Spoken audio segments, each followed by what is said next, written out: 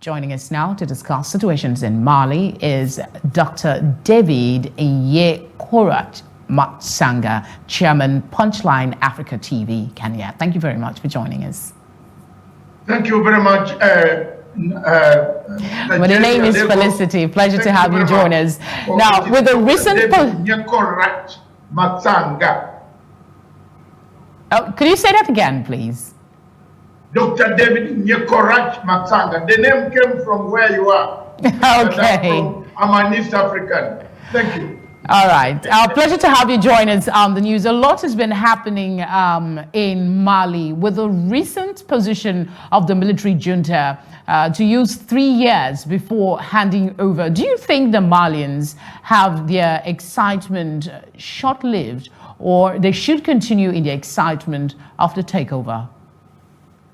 First of all, most of the African countries where leadership contests on elections are at standstill because people were told not to conduct these elections, for sure.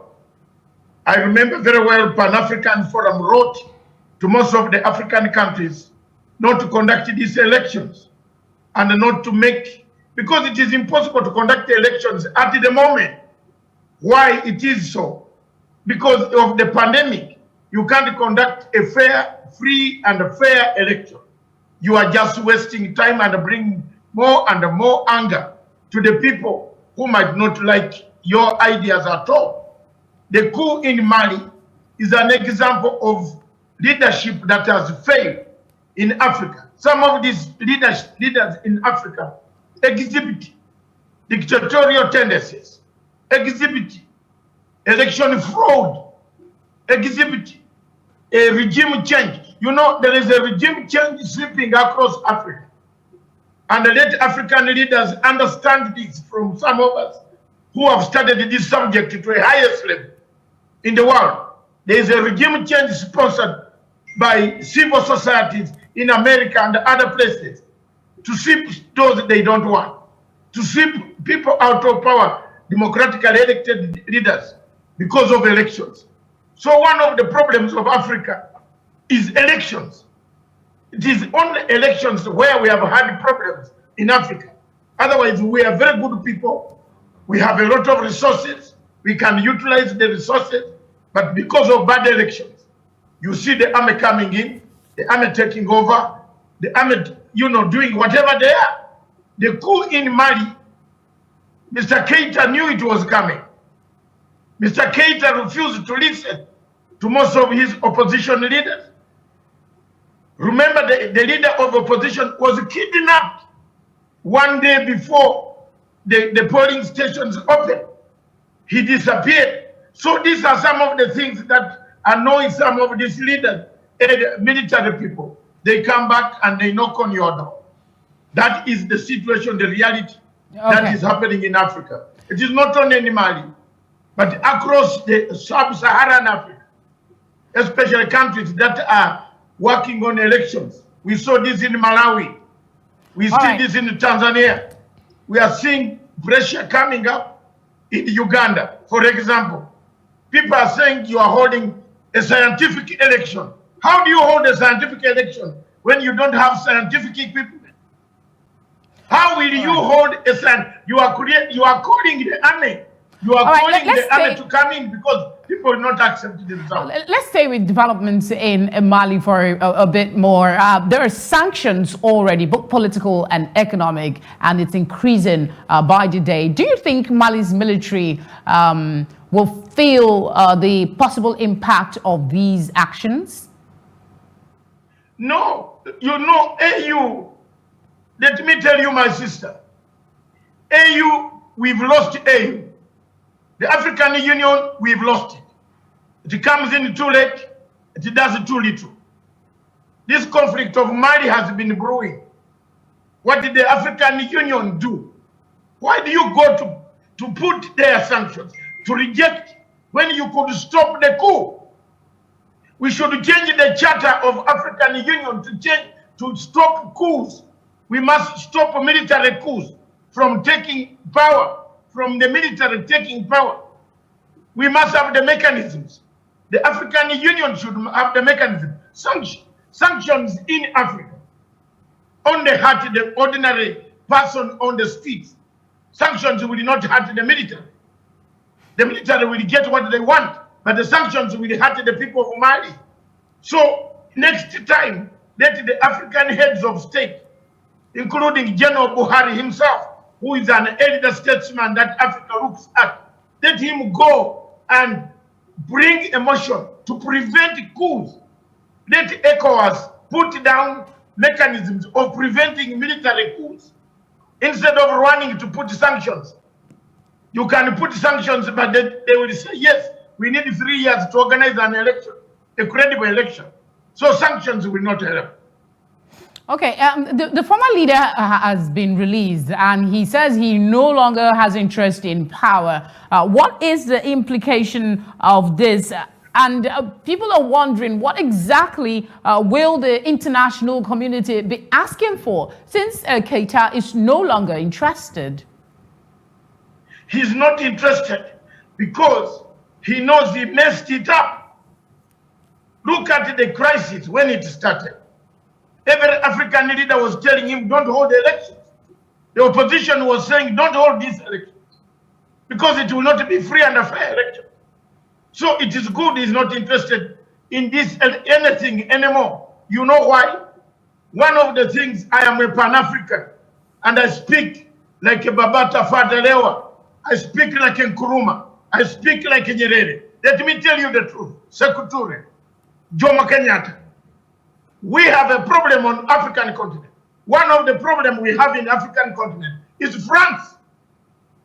France has put us, has captured us. Look at the problem that is north of Mali. Look at the problem that is in Mali itself. Who caused this problem? The Sahel was very peaceful. The entire region of Sahel was peaceful. We caused the problem. So, excuse me, sir. You're saying the cost the problem. How did they do that? How did they do that? Because, I mean, if you try allegation, you should be able to support it. To support? Who is, the French are not, you know what? Have you not seen that in all French-speaking countries, all leaders end up in Paris and they die there? Did you know that? Most of them, from Mabutu, Bokassa, even Keita is going to go to Paris very soon. These guys get the money out of us. They leave us in chaos. Look at the chaos. ECOWAS is wasting much money instead of focusing on healing, on removing the pandemic. We are wasting a lot of money and flying the former president of Nigeria flying to Bamako. We should be looking for that money, should be healing people with the pandemic. But French are watching. They use you. After they have used you, they drop you. Now you will see Mr. Keita, give it 2 weeks or 3 weeks. Keita will be on a plane to Paris. All right, and that will be the end of him until they get another leader whom they are going to work with. They will do that. So Africa must learn. This land. All right, Doctor, change. In the interest of time, I want to, because we've talked a lot, and you have been reiterating the place of the people and their concerns. What is the thinking, the general feeling about the military choosing to saying that they want to stay for 3 years? It is enough time to organize credible elections. Remember, Mali has got insurgents, terrorists, Al-Qaeda, ISIS. We have all formats of Al-Qaeda cells, sleeping cells around that area caused by the Libyan dismembering of Libya. But can you trust the military? Going to wipe out the rebels, that is okay. Can you trust the military to truly conduct elections in 3 years and leave? Because there is this distrust generally of the military when they say they are going to do this for a particular time. No one can actually say for sure if that time comes that they will move away. What is the level of commitment, and is there some sort of signage, some sort of agreement that they will indeed leave power after 3 years? Yes, they will leave power because the whole world does not want military juntas. That's okay, but they will leave power. One of the things, they have already given you a good sign of releasing the president without harming him. Most of the people in the military coups, I'm a military man myself by background, but it is very impossible to find a military in the world that arrests the president and releases him. So they are not going to stick to power. ECOWAS has a policy of not wanting military coups, and therefore the engagement of ECOWAS through President Goodluck Johnson is very good. That is a very good step of dialogue to engage them, not to harass them, because there is quite a lot to be done in Mali. Mali has been one of the sick children of the West African states. One of them is the terrorists that are in Mali, Al-Qaeda. We must wipe them out. The same terrorists come up to Nigeria in the northern part of Boko Haram. So if we can combine forces with the military people determined, we can wipe out these terrorists who have made Mali the breeding ground of terrorism in West Africa. All right, Dr. Matsanga, thank you very much for the passion you share and the work that you do and your contribution on the breakfast this morning. Thank you very much for interviewing me, and I will always be there for Africa. Stand on the top like Nkrumah, Nyerere, Thank you very much. and the rest of those people. Thank you.